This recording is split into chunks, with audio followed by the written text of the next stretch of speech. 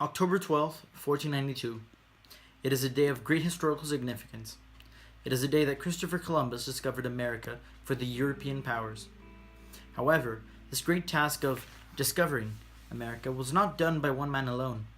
There were many individuals on board, including his crew, Native Americans, women, and African slaves, amongst others, involved in his most infamous conquest.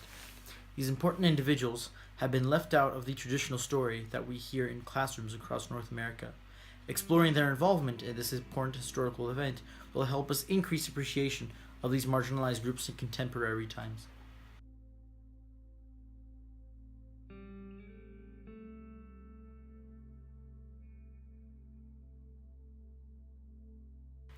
The first group of individuals that might come to mind are the crew. These individuals consisted of a myriad of people. From servants to surgeons, the crew also included convicts that were granted amnesty by the Spanish sovereigns upon signing up for the voyage. However, only 4 convicts took advantage of the offer to discover America, one of which was convicted for murder, or as they thought, a new trade route to East Asia. The majority of the men came from small towns and, depending on their responsibility, were paid differing amounts. The total payroll amounted to approximately 250,000 maravedis, which would be equivalent to 625,000 US dollars, contemporary US dollars. Not an especially outrageous sum of money. The role that the crew played was to be the muscle of the voyage. Upon landfall, they were there to make sure that the Indians followed the orders of their conquerors. Since one of the main reasons for the voyage was to find gold, harsh punishments were placed on the Indians if they could not produce much, if any, gold.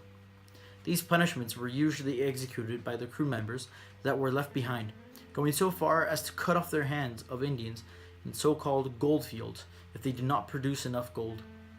In the coming decades, mistreatment similar to what was seen in the goldfields, executions, suicides, disease, etc., led to a decline in the population of Hispaniola by nearly half.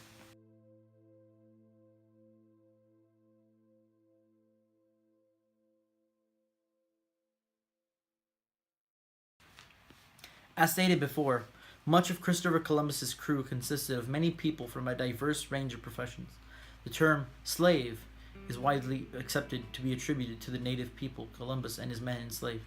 However, what is not frequently mentioned is the fact that African slaves accompanied Columbus during his first voyage that discovered the Americas. Along with the documented fact of Columbus having his own personal African slave, 2009 findings of archaeological remains of skeletons more than 500 years old on the island of Hispaniola revealed that the practice was widespread on the boats under Columbus's command. Analysis of the teeth in the remains of the skeletons found in the 2009 study revealed a far different composition than the majority of other remains, suggesting these individuals came from a different continent. Upon further investigation, it was revealed that the composition of the teeth were similar to those in Africa. No women were members of Columbus's crew on the ship, but there were native women who were involved in Columbus's journey as victims. Women were objectified, treated as sex slaves, and prostitutes. Columbus would reward his crew by privileging them to rape women. One example is a story by Michel de Cuneo, a member of Columbus's crew. Cuneo describes his story of catching a native Carib woman whom he then decided to rape and documented the woman's reactions. Cuneo swayed her by taking the woman to his cabin. The woman tried to defend herself, but Cuneo tied her with a rope and then continued to beat her. This highlights the draconian treatment that many vulnerable women went through at the hands of Columbus. Though women were never part of Columbus's crew, the ships that he used were named after women. The Santa Maria, the Pinta, the Santa Clara were also known as the Pinta. What do you think made these women so important that they had ships named after them?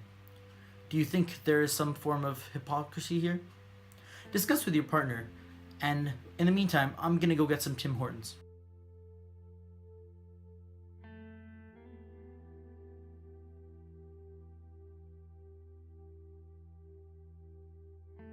In conclusion, many marginalized groups in modern-day society are again marginalized in the day of Christopher Columbus. These unseen people, their untold stories, and unknown peril help paint a picture of what being part of a marginalized group was like in the time of early colonial society in the Americas.